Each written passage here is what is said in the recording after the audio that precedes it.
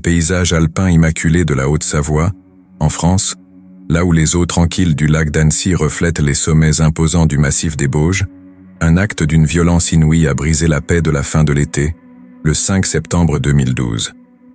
Sur une route forestière isolée près du village de Chevaline, 4 personnes ont été systématiquement exécutées par une pluie de balles, un événement qui sera désormais connu sous le nom de la tuerie de Chevaline. La scène de crime présentait un tableau d'une brutalité effroyable. Une famille britannique en vacances en camping, prise en embuscade dans sa voiture, et un cycliste français de la région, apparemment pris dans les tirs croisés. Les victimes ont été identifiées comme étant Saad al-Hili, 50 ans, un ingénieur en satellite britannique d'origine irakienne, son épouse, Iqbal, 47 ans, sa mère, Souhaila al-Allaf, 74 ans, et un cycliste français, Sylvain Mollier, 45 ans. Miraculeusement, les 2 jeunes filles des Al-Hili, Zainab, 7 ans, et Zehna, 4 ans, ont survécu à l'assaut. Cette affaire a immédiatement plongé les enquêteurs dans un labyrinthe de contradictions déroutantes qui persistent encore aujourd'hui. C'est un crime défini par ses paradoxes. Un lieu apparemment aléatoire et tactiquement médiocre pour ce qui semblait être un meurtre méticuleusement planifié, de style professionnel. Une famille en simples vacances dont les vies étaient mêlées à des fils internationaux complexes d'espionnage, de comptes bancaires secrets et d'amers conflits d'héritage qui portaient sur des questions d'argent considérables. Et une arme à feu ancienne, notoirement peu fiable, utilisée avec un degré de précision létale terrifiant. Depuis plus d'une décennie, une vaste enquête multinationale a suivi des pistes à travers le monde, des banlieues de Londres à l'histoire politique de l'Irak et aux villages tranquilles de Suisse. Pourtant, l'auteur reste inconnu et le mobile fait l'objet d'intenses spéculations.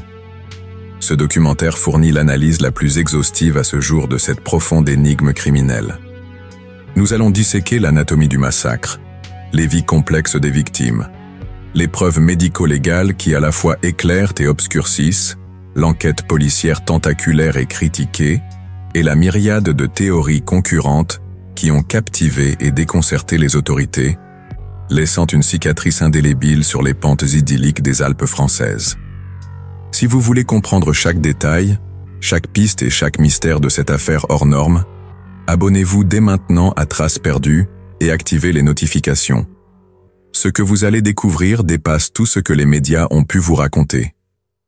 La famille Al-Hili, Saad, Iqbal, leurs 2 filles, et la mère d'Iqbal, Souhaila, a quitté le Royaume-Uni le 29 août 2012 pour des vacances en camping en France, avec un retour prévu le 7 septembre.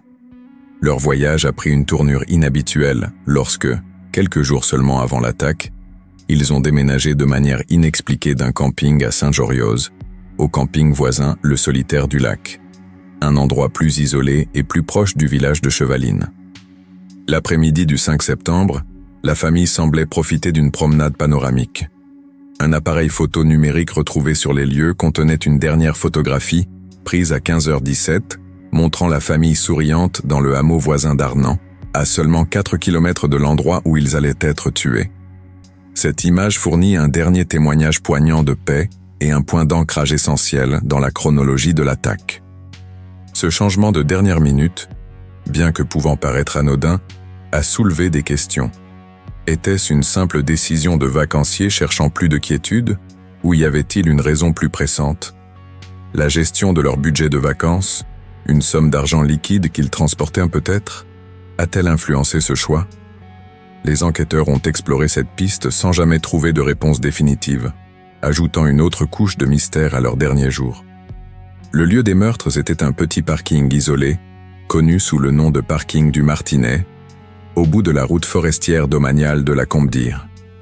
Cette route étroite, à voie unique, serpente abruptement sur le flanc boisé d'une montagne, avant de se terminer au parking, qui sert de point de départ pour les randonneurs. Le cadre physique est un élément crucial du mystère. Le parking ne mesure guère plus de 25 mètres de long, et la largeur d'une voiture, ce qui en fait une impasse avec des options extrêmement limitées pour une fuite rapide. Pour un assassin professionnel, dont la planification privilégierait des voies d'entrée et de sortie nettes, Cet emplacement en goulot d'étranglement représente une faille tactique importante. Le risque d'être bloqué par un autre véhicule, un groupe de randonneurs ou même du bétail, comme l'a noté plus tard un visiteur, serait inacceptablement élevé. Cette contradiction fondamentale entre le professionnalisme apparent du meurtre et le choix amateur du lieu suggère que l'attaque n'était soit pas planifiée pour se produire là, soit a été menée par un non-professionnel, soit a été perpétrée par un local qui connaissait d'autres chemins de fuite à travers la forêt. Cette route, bien que pittoresque, n'est pas un axe majeur et son choix interroge sur les intentions réelles du ou des tueurs. D'après les preuves médico-légales et le témoignage ultérieur de la fille survivante, Zainab, l'attaque s'est déroulée avec une rapidité choquante, peu après l'arrivée de la BMW break marron de la famille sur le parking. Vers 15h45, un tireur solitaire a ouvert le feu. La première salve de tir a semblé viser Saad Al-Hili et Zainab, qui se trouvaient à l'extérieur du véhicule, ainsi que le cycliste français, Sylvain Mollier, qui était arrivé sur les lieux presque au même moment. Blessé, Saad est remonté en catastrophe dans le siège du conducteur et a tenté une fuite désespérée. Il a mis la voiture en marche arrière, accélérant brusquement et emboutissant l'arrière du véhicule dans le talus sablonneux et escarpé, où il s'est retrouvé coincé. La BMW étant immobilisée, le moteur tournant toujours et les roues arrière patinant inutilement dans le sable meuble, le tueur s'est approché de la voiture et a systématiquement exécuté les occupants. Les portes étaient verrouillées. La violence de l'assaut, la précision des tirs et la détermination du tueur à ne laisser aucun survivant adulte dépeignent une scène d'une froideur absolue où la valeur de la vie humaine a été réduite à néant en quelques secondes. Vers 15h48, quelques minutes seulement après la fusillade, un cycliste britannique et ancien pilote de la RAF, Brett Martin, est arrivé sur les lieux. Il montait la même route forestière et avait été dépassé par la BMW des Al-Hili quelques minutes plus tôt. Martin n'a entendu aucun coup de feu, un fait qu'il a attribué au bruit d'une rivière voisine qui aurait pu masquer le son. Ce détail suggère que le tueur n'a peut-être pas utilisé de silencieux, un point qui contredit certaines théories initiales, mais qui correspond à l'utilisation d'une arme ancienne. La découverte de Martin fut une succession d'horreurs. Il a d'abord vu Zainab, 7 ans, blessée par balles et battue, titubant sur la route avant de s'effondrer. Il a ensuite vu la BMW criblée de balles, son moteur rugissant toujours, et le corps de Sylvain Mollier gisant à proximité. Après avoir tenté d'aider Zainab et réaliser la gravité de la situation, Martin est redescendu à vélo sur la route pour chercher de l'aide. Ce qui a suivi fut l'un des aspects les plus choquants et les plus vivement critiqués de la réponse policière initiale. Pendant 8 heures après que la gendarmerie française soit arrivée et ait bouclé la zone, Zina Al-Hili, 4 ans, est restée cachée et non découverte à l'intérieur de la voiture. Terrifiée au point d'être absolument immobile, elle s'était réfugiée sous les jambes et la jupe de sa mère morte, dans le plancher arrière. Ce n'est que vers minuit, à l'arrivée des équipes de police scientifique spécialisées de Paris, qu'elle a finalement été retrouvée, physiquement indemne mais profondément traumatisée. Cet oubli était plus qu'une simple erreur. C'était une faille fondamentale dans l'enquête. Il représentait une grave violation du protocole de la scène de crime, qui dicte une fouille primaire approfondie de la zone immédiate, y compris le véhicule. La présence pendant 8 heures d'une personne vivante à l'intérieur de la voiture a soulevé de sérieuses questions sur la contamination potentielle des traces et indices.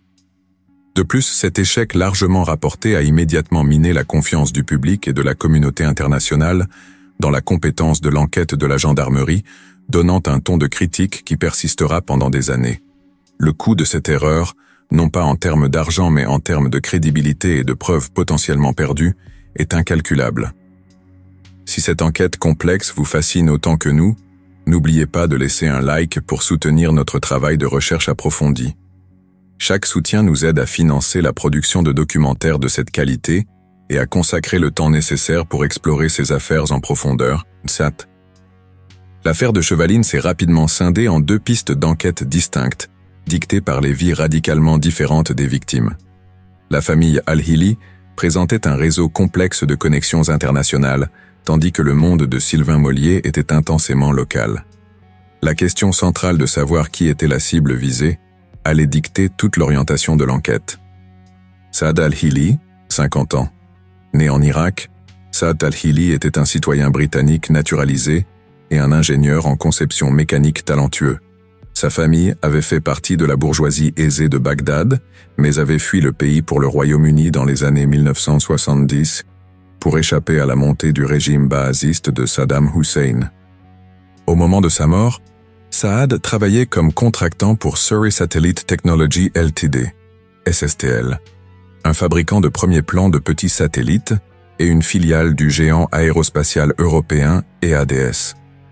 Bien que son travail impliquât des technologies sensibles et des contrats avec des pays comme la Chine et la Russie, les sources officielles maintenaient que ces projets étaient de nature purement civile, se concentrant sur des applications comme la surveillance météorologique et la surveillance des cultures.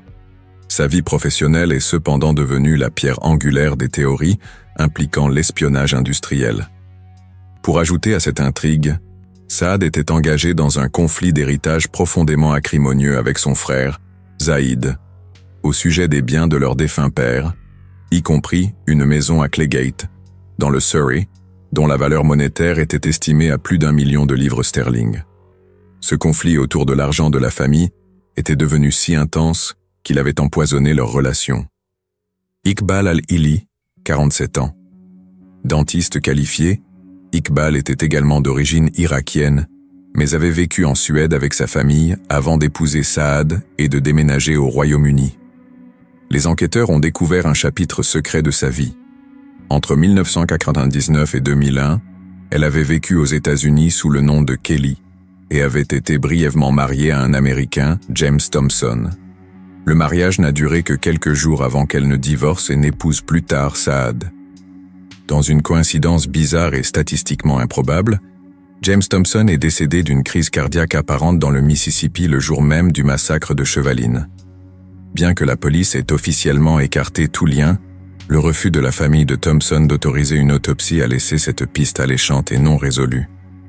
Ce passé secret, combiné au souvenir d'un ami selon lequel Iqbal était paranoïaque à l'idée d'être suivi en ligne, a alimenté les spéculations selon lesquelles elle fuyait peut-être quelqu'un ou quelque chose. Souhaila al-Alaf, 74 ans. La mère d'Iqbal était une ressortissante suédoise qui rendait visite à la famille depuis sa maison en Suède. Sa présence lors de ce qui était censé être un simple voyage de camping en famille, ainsi que les informations selon lesquelles Saad avait emporté avec lui d'importants documents financiers, a été considérée par certains comme inhabituelle et suggestive d'un voyage ayant un but plus sérieux que les loisirs. La gestion d'une fortune familiale ou la signature de documents importants loin des regards indiscrets aurait-elle pu être la véritable raison de ce voyage? En contraste frappant avec les complexités internationales de la famille al-Hili, Sylvain Molière était un homme enraciné dans la communauté locale. Il était un citoyen français de 45 ans, père de 3 enfants, et travaillait comme soudeur dans un atelier local pour une filiale d'Areva, le conglomérat français de l'énergie nucléaire. Les sources policières ont rapidement déterminé que son travail ne l'exposait pas à des secrets nucléaires sensibles. Au moment de sa mort, il était en congé de paternité pour s'occuper de son fils de 2 mois, issu d'une seconde union. Mollier était un cycliste passionné et roulait sur un vélo de course haut de gamme et coûteux, d'une valeur d'environ 5 000 €, le jour de sa mort. Curieusement, bien qu'il soit un cycliste passionné, il n'était pas connu pour avoir emprunté cette route spécifique et difficile de la Combe d'Ir auparavant. Il n'avait aucun lien connu avec la famille al-Hili. En fouillant dans sa vie, les enquêteurs ont découvert certaines complexités personnelles, y compris son implication dans ce qui a été décrit comme un ménage à 3. Cette piste, ainsi que d'autres relations locales, a orienté l'enquête vers un possible crime passionnel ou un différend local, un monde à part de l'espionnage et de la politique irakienne, suggéré par le profil des al-Hili.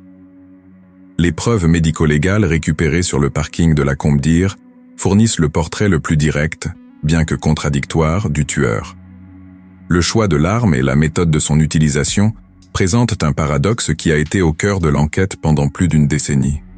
L'arme d'un amateur maniée avec l'efficacité glaçante d'un expert. L'analyse balistique des 25 douilles et des fragments de la plaque de crosse de l'arme retrouvés sur les lieux a permis d'identifier de manière concluante l'arme du crime.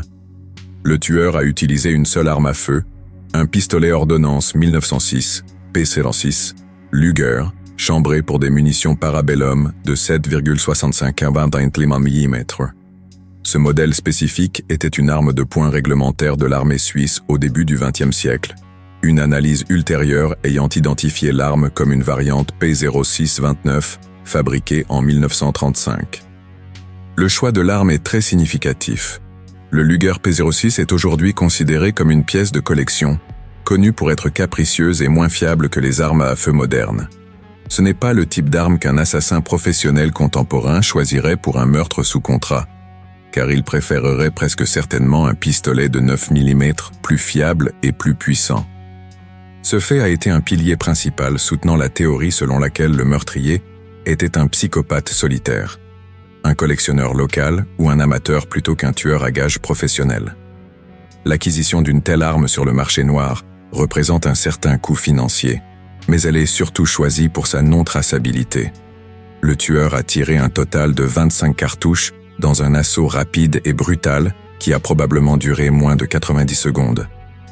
Le chargeur standard d'un Luger P-06 contient 8 cartouches, ce qui signifie que l'agresseur a dû recharger habilement l'arme encombrante au moins 2 fois sous une pression immense. La répartition des tirs révèle une méthodologie glaçante. Les 3 adultes dans la voiture, Saad, Iqbal et Souaïla, ont été chacun méthodiquement abattus de 2 balles dans la tête, une technique souvent décrite comme un coup de grâce, indicatif d'une exécution planifiée.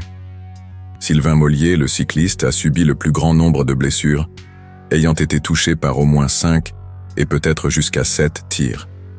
Il a été touché à plusieurs reprises, puis apparemment de nouveau au visage alors qu'il gisait blessé au sol. Zainab, 7 ans, a reçu une balle dans l'épaule. L'attaque contre elle est ensuite passée des tirs à la force brute. Le tueur l'a frappée avec la crosse de son pistolet avec une telle férocité que son crâne a été fracturé et que la poignée en bois du Luger ancien s'est brisée, laissant des fragments sur les lieux. Ce changement de méthode est un détail critique et déroutant, suggérant soit que le tueur était à court de munitions, soit que la vieille arme s'est enrayée, soit qu'un changement psychologique s'est produit dans l'intention de l'agresseur. Ces dernières années, l'enquête, désormais gérée par une unité dédiée aux affaires non élucidées à Paris, a déplacé son attention de l'arme elle-même à la technique sophistiquée avec laquelle elle a été utilisée. Une reconstitution de la scène de crime organisée en octobre 2024 a conduit les experts à identifier la méthode du tueur comme intégrant le tir fichant. Il s'agit de l'utilisation de tirs à la tête, à courte distance et vers le bas, pour neutraliser une cible, une technique spécialisée qui requiert un entraînement important et du sang-froid. Selon les experts militaires et en armes à feu qui conseillent l'enquête, ce n'est pas une compétence enseignée aux soldats ou aux policiers standards. Elle est réservée aux unités d'élite chargées de situations extrêmes. En France, une telle formation est associée au service de renseignement de la DGSE et au régiment de parachutistes d'élite. De manière significative, cette technique serait également enseignée aux forces spéciales suisses, comme le détachement d'action rapide et de dissuasion, DARD, basé dans le canton de Vaud-Voisin, et était proposée par des écoles tactiques privées en Suisse au début des années 2010. Cette analyse a donné naissance à la théorie principale actuelle. Le tueur était un ancien soldat des forces spéciales, psychologiquement instable, probablement âgé d'une 50aine d'années et peut-être d'origine suisse, qui a vrillé. Ce profil hybride réconcilie élégamment le paradoxe central du crime. La technique d'un expert déployée avec l'arme d'un amateur, qui aurait pu être une arme personnelle, non réglementaire, choisie spécifiquement pour éviter la traçabilité. La complexité des antécédents des victimes a nécessité une réponse policière internationale massive et immédiate. Cependant, l'enquête, qui dure depuis une décennie, a été marquée à la fois par une coopération étendue et des défis importants, y compris des faux pas initiaux et des frictions juridictionnelles apparentes, qui ont suscité de nombreuses critiques.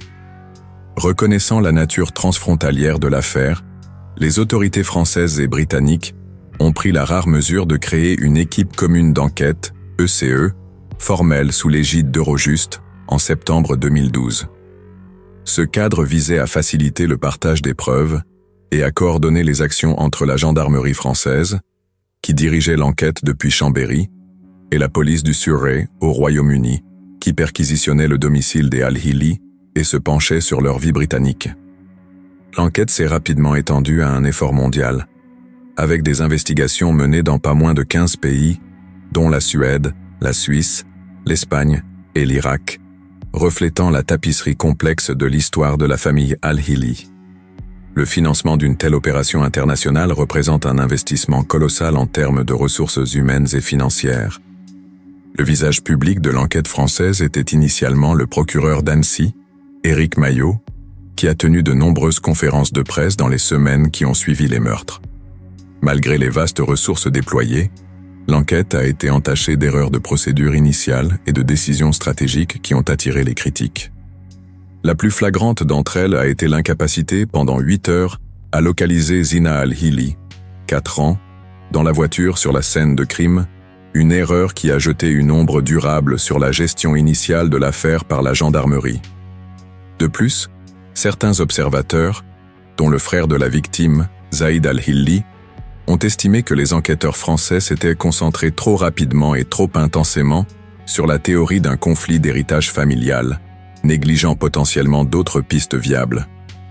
Zaïd Al-Hili est allé jusqu'à accuser les autorités françaises de négligence et d'une « diabolique dissimulation ». Un autre point de discorde a été la décision d'attendre plus d'1 an, jusqu'en novembre 2013, pour diffuser un portrait robot d'un mystérieux motard vu près de la Seine. Un retard avec lequel la police britannique aurait été en désaccord, craignant que la piste ne se refroidisse. Cela laisse entrevoir des tensions sous-jacentes concernant la stratégie d'enquête. Malgré le CE formel, le procureur Maillot a un jour publiquement réprimandé la police britannique pour qu'elle soit plus discrète concernant les fuites sur la querelle familiale, suggérant que la coopération en coulisses n'était pas toujours sans heurts. En tant que seul témoin oculaire de l'attaque, Zainab Al-Hili, 7 ans, était au cœur de l'enquête.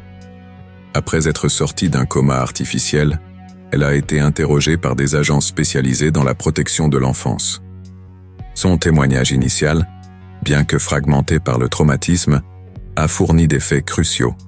Elle a confirmé qu'il n'y avait qu'un seul agresseur, l'a décrit comme un homme blanc avec une barbe mal rasée, et a déclaré que la fusillade avait commencé alors qu'elle et son père se trouvaient à l'extérieur de la BMW.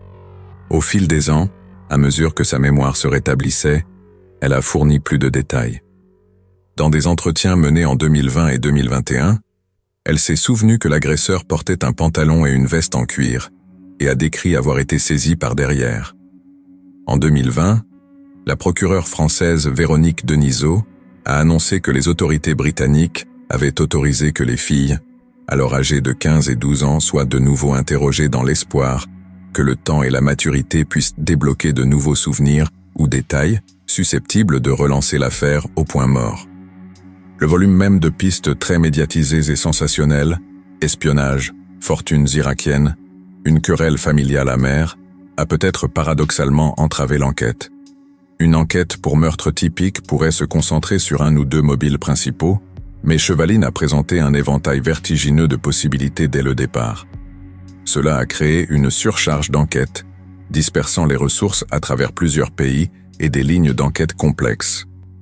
Bien que cette approche ait été approfondie, elle a peut-être détourné l'attention et les effectifs critiques d'une explication plus simple et locale. La théorie même que les enquêteurs privilégient maintenant plus d'1 décennie plus tard. L'enquête de Chevaline a été caractérisée par une série de théories convaincantes et de suspects prometteurs, chacun ayant captivé l'attention du public avant de s'effondrer sous le poids de l'examen ou d'un manque de preuves définitives. Ce schéma d'hypothèses ascendantes et descendantes a laissé l'affaire jonchée d'impasses. Théorie 1. La querelle d'héritage, Zaïd Al-Hili. La théorie la plus proéminente au début était centrée sur le frère de Saad Al-Hili, Zaïd. Preuve. Les frères étaient engagés dans un conflit amer et bien documenté au sujet de l'héritage de leur défunt père, qui comprenait la maison familiale d'1 million de livres sterling à Claygate et des fonds sur un compte bancaire suisse. Ce conflit autour de l'argent était devenu si toxique qu'il aurait conduit à une altercation physique nécessitant l'intervention de la police 11 mois avant les meurtres. Ce mobile classique et puissant a fait de Zaïd une personne d'intérêt immédiate. En juin 2013, il a été arrêté par la police du Surrey pour suspicion de complot en vue de commettre un meurtre. L'enquête a également révélé des allégations selon lesquelles Zaïd aurait tenté de créer un faux testament et de retirer 2 millions de livres sterling du compte bancaire de leur père à Genève. Résolution. Malgré le mobile circonstanciel fort, l'enquête n'a pas réussi à produire de preuves directes reliant Zaïd au crime. En janvier 2014, il a été libéré sans inculpation, la police invoquant des preuves insuffisantes pour poursuivre. Zaïd a toujours clamé son innocence, proposant de passer un test au détecteur de mensonges et accusant les autorités françaises de l'utiliser comme bouc émissaire pour couvrir leurs propres échecs d'enquête. Cette théorie, bien qu'elle ait été autrefois l'axe principal, est maintenant largement écartée par les enquêteurs. Théorie 2. Espionnage industriel et fortune secrète. La vie professionnelle et l'histoire familiale de Saad al-Hili ont fourni un terrain fertile pour les théories d'intrigue internationales. Preuve, espionnage. En tant qu'ingénieur en satellite pour SSTL, une filiale de ADS, Saad travaillait sur des projets sensibles avec des partenaires internationaux, dont la Chine et la Russie. La découverte qu'il avait emporté en vacances des disques durs de l'entreprise contenant des données a alimenté les spéculations selon lesquelles les meurtres étaient un meurtre sous contrat lié à l'espionnage industriel. Preuve, l'or de Saddam.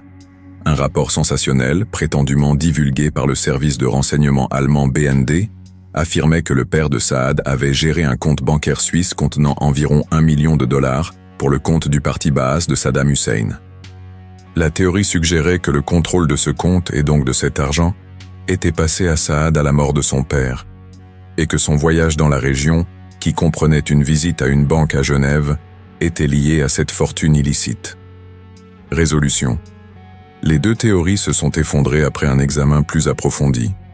Les enquêteurs ont déterminé que le travail de Saad sur les satellites concernait des applications civiles et n'était pas classé comme travail de défense secret.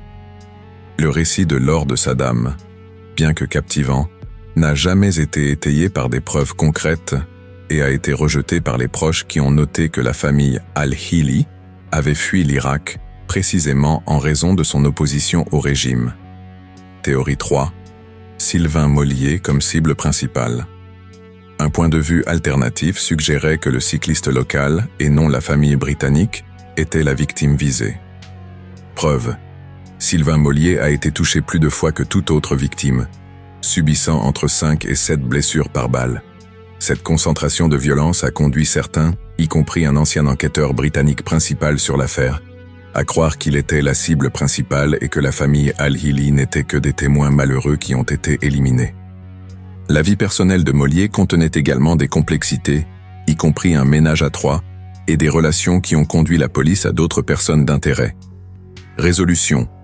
Cette théorie n'a jamais vraiment pris de l'ampleur auprès des enquêteurs français, qui seraient sûrs à 98% que Mollier n'était pas la cible. Son travail de soudeur n'était pas jugé sensible, et il n'y avait aucun mobile apparent pour un assassinat aussi violent et à haut risque. Bien que la possibilité n'ait pas été entièrement écartée, elle reste une ligne d'enquête secondaire. Personne d'intérêt.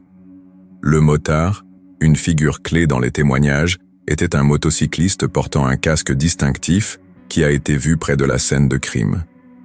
Après la diffusion d'un portrait robot en 2013, un homme de Lyon a été identifié et arrêté en 2015, puis de nouveau en janvier 2022, suscitant l'espoir d'une percée. Cependant, il a été définitivement innocenté à 2 reprises. L'homme, un chef d'entreprise local, a fourni un alibi cohérent. Il était dans la région pour faire du parapente et n'avait aucun lien avec les victimes. Il a été écarté en tant que suspect. Patrice Menegaldo, le légionnaire français, ancien soldat de la Légion étrangère française et collectionneur d'armes connu, Menegaldo est devenu une personne d'intérêt en raison de ses liens avec Sylvain Mollier. Il avait eu une relation passée avec la sœur de Mollier et connaissait sa nouvelle compagne. La police l'a interrogé en avril 2014 dans le cadre de leurs enquêtes de routine sur le cercle de Mollier. Tragiquement, en juin 2014, Menegaldo s'est suicidé. Il a laissé une note confessant qu'il ne pouvait pas supporter la pression d'être considéré comme un suspect, tout en insistant sur son innocence. La police a déclaré qu'il n'était pas un suspect principal au moment de sa mort, faisant de son suicide une note de bas de page tragique et déroutante de l'affaire plutôt qu'un aveu de culpabilité. Après des années d'enquêtes exhaustives mais infructueuses, l'affaire de Chevaline est entrée dans une nouvelle phase, caractérisée par l'application de nouvelles perspectives analytiques et un changement significatif dans la théorie dominante sur l'identité du tueur. Cela a déplacé l'enquête des passés des victimes vers la signature unique du crime lui-même. En septembre 2022, marquant le 10e anniversaire des meurtres, l'affaire a été officiellement transférée au Pôle national des crimes sériels, ou non élucidés, nouvellement créé et basé à Nanterre, près de Paris. Cette unité spécialisée a été créée pour apporter de nouvelles ressources, des techniques avancées et un regard neuf sur les affaires non élucidées les plus tenaces de France, offrant le meilleur espoir d'une percée dans l'enquête de Chevaline au point mort. La théorie du soldat d'élite qui a déraillé. Le réexamen des preuves par l'unité des affaires non élucidées, y compris une reconstitution méticuleuse de la scène de crime en octobre 2024, a donné naissance à un profil nouveau et convaincant du tueur. L'hypothèse principale actuelle est que l'auteur était un ancien soldat hautement qualifié, doté de compétences d'élite, qui est devenu psychologiquement instable. Cette théorie est fondée sur l'analyse experte de la technique de tir du tueur, en particulier l'utilisation du tir fichant, qui requiert une formation spécialisée et un sang-froid extrême sous pression. Ce profil, un homme probablement âgé d'une 50aine d'années, peut-être un ressortissant suisse ayant une formation dans les forces spéciales, résout le paradoxe central de l'affaire, l'utilisation de la technique d'un professionnel avec l'arme d'un amateur. Un ancien soldat posséderait les compétences nécessaires mais pourrait utiliser une arme personnelle, non réglementaire comme le Luger ancien, pour éviter les liens médico-légaux avec son histoire militaire. La théorie postule un tueur qui a vrillé, suggérant un crime motivé non pas par un mobile rationnel comme l'argent ou la vengeance, mais par une rupture psychologique soudaine et violente. Cela change tout le paradigme de l'enquête. Après une décennie passée à se demander pourquoi ces gens ont-ils été tués, les enquêteurs se concentrent maintenant sur la question qui possède l'ensemble de compétences uniques et rares pour avoir commis ce crime. Cette nouvelle focalisation sur la signature d'un tueur a conduit les enquêteurs à explorer des liens potentiels avec d'autres crimes non résolus dans la région. Un lien fort est examiné avec le meurtre de Xavier Baligan, un touriste belge de 35 ans, abattu sur une aire d'autoroute dans le nord de la France en juillet 2011. Les parallèles sont frappants et troublants. Meurtre sans mobile. Comme les victimes de Chevaline, Baligan était un touriste tué dans un endroit isolé sans mobile apparent. Arme signature. Baligan a été tué avec un Schmidt-Rubin K31, une autre arme à feu militaire suisse rare et ancienne, similaire en origine et en statut de collectionneur au Luger P06 utilisé à Chevaline. Lien humain potentiel. Les enquêteurs ont identifié une personne d'intérêt, un campeur danois, qui aurait séjourné dans des campings près des scènes de crimes de Baligan et des Al-Hili à l'époque de chaque meurtre. Ce lien potentiel ouvre la possibilité glaçante que le massacre de Chevaline n'était pas un incident isolé, mais l'œuvre d'un tueur en série, avec un modus operandi spécifique, impliquant le ciblage de touristes au hasard, avec des armes à feu suisses anciennes. Cela a transformé l'affaire d'un mystère singulier, bien que complexe, en une chasse potentielle à un tueur récidiviste opérant à travers les frontières. Plus d'une décennie après les événements choquants de la Compte-d'Ire, la tuerie de Chevaline reste l'un des crimes non résolus les plus profonds et les plus déconcertants de l'histoire européenne moderne.